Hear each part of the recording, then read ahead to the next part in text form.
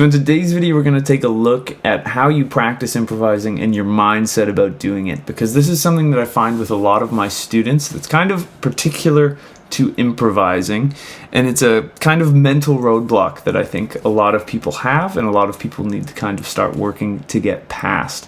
And basically what this mental problem is I think a lot of people, when they first go to improvise, by the time you worry about improvising on the guitar, you've probably been playing for a little bit and you have some things that you're comfortable with, which is awesome. And then you go to try improvising and it feels super awkward, nothing feels intuitive, and you feel like, oh, maybe this just isn't for me. And this is the thing that I find with improvising in particular versus a lot of other stuff on the guitar, like, you know, say playing chords and playing scales, whatever it may be. How silly would it be if you were learning, you know, it's your first or second guitar lesson and your teacher tries to show you how to play a C chord. And you probably struggled a lot with it. You probably had a bunch of buzzy notes that weren't ringing out.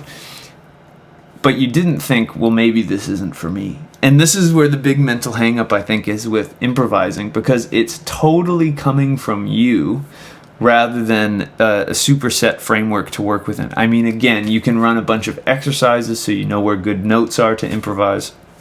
You can do all of these different things, but they aren't actually necessarily going to help you improvise, because when you're improvising, if you truly are improvising, you're making music in the moment and you're coming up with it as you go, which obviously you're maybe playing less pre-assembled things. And again, it's not to say that you can't plug in licks that you love. It's just that there's not as much structure within it, which can make it scary, right? Because if you improvise and you play something badly, you go, oh, maybe I'm not very good at this, or oh, my ideas aren't very good. And that's the furthest thing from the truth. I think all intermediate guitarists who are starting to work on improvising could benefit from leaning in a little bit to that discomfort, where when things aren't working with a backing track, like a lot of people will, you know, they'll pull up a backing track to go, okay, I'm going to improvise great today. I'm going to do the thing. And then they'll start improvising over it and they'll go,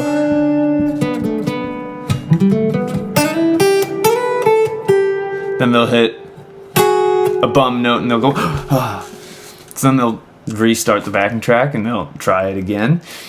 And a similar thing will happen. It'll start out okay, then they run out of ideas, they hit a bad note, and then they give up and go do something else. And that's fair enough. It's kind of human nature to avoid discomfort and to avoid the feeling of not knowing what's going on or not feeling like you're good enough. It's totally hardwired in us. It's what we don't like that feeling. But the biggest thing that I could say to most of my students with improvising is to treat it as if you were learning a new scale or a new song or a new riff or a new chord or whatever it might be. You would have a lot more grace with yourself while you're doing it, because you go, oh, well, I'm trying this new thing and da-da-da-da-da-da. And the thing that I think makes it easier when you're struggling with say, a new riff, like I was working the other day with one of my students on this Megadeth riff, what's the song? Rust in Peace, where there's this really fast and that da-da-da-da, that really quick was hanging them up. But they stuck with it and they practiced it a bunch because it's this set thing that they can see and gauge improvement. Whereas when you're improvising, it's hopefully not the same every time, because then you're not improvising anymore, which makes it harder to have a structure to kind of work towards or a benchmark to go. And really, what I think ends up happening is that my students and the guitar players that I've spoken with who are at the kind of intermediate level, they'll abandon their improv practice before they've really even had time to go at it, right? Because, like, imagine you only practiced a scale that you learned and you only played it 2 times a day before you went, maybe this isn't for me, and you went on to other stuff. You're not going to get much better at the scale, right?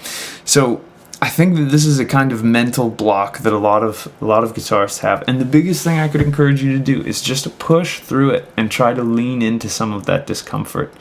Obviously, there's lots of good stuff you can do, and I have lots of content on my channel about preparing yourself for improvising and what to think about when you're improvising. You know, what if your chord progressions C, F, and G, you probably want to be comfortable with at least the C major pentatonic scale. And if you can be, you know, maybe some arpeggios for those. so that then you're comfortable in that framework and you have some, you know where some good notes are to play. And so you can do a bunch of preparation for it, but when it actually comes to time to improvise, I think it's really worth just leaning into that discomfort. I know it's not fun. I know it sucks to hit a bunch of bad notes and get lost and feel like you aren't doing anything worthwhile. But really, that's kind of how you get your reps in, so to say. And that's how you start building the comfort to be able to improvise. Because as a jazz guitarist, I have to say that improvising musically is one of my favorite things in the entire world. I love finding new things in different chord progressions, or even in ones that I've been playing for the last 8 years. There's always something to kind of take from it, and it's such a fun way to exist and express yourself. It's kind of like how people like painting.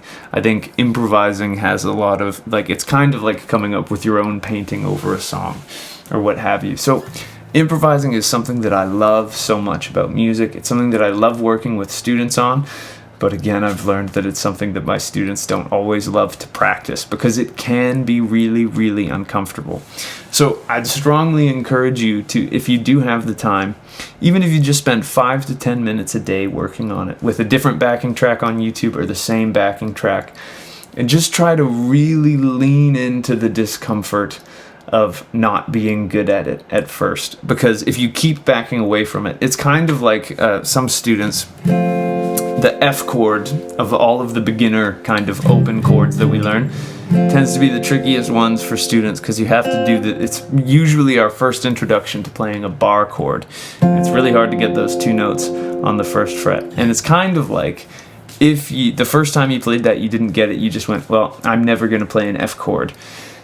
You'd seriously be hurting yourself, right? Because there's so many F chords in music, and if you don't practice it, you won't get better at it. So this is just a big mindset thing that I've noticed in a lot of my students, and it's something that we work on a lot. I work with a ton of guitarists on improvising, but it's just kind of my word to the wise here. A little bit of advice I can give on the subject is when you feel like giving up on improvising, don't do it. Keep going.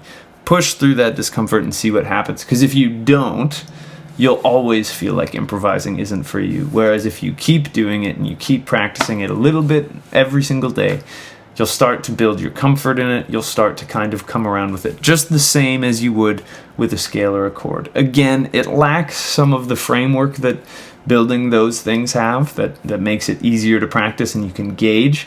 It's a lot harder to gauge your improvisation because there's not a fixed criteria that you can see is getting better and better over time.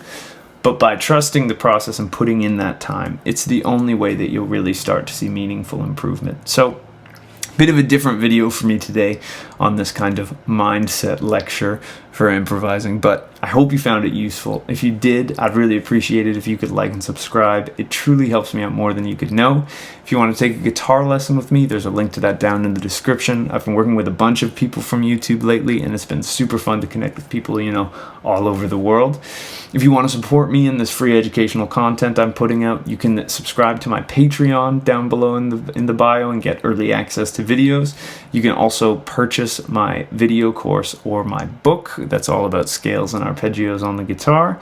And I've got new videos coming out every single week, so I hope to see you in the next one. And until I do, I wish you a wonderful day, and I hope you have some fun playing the guitar. Thanks.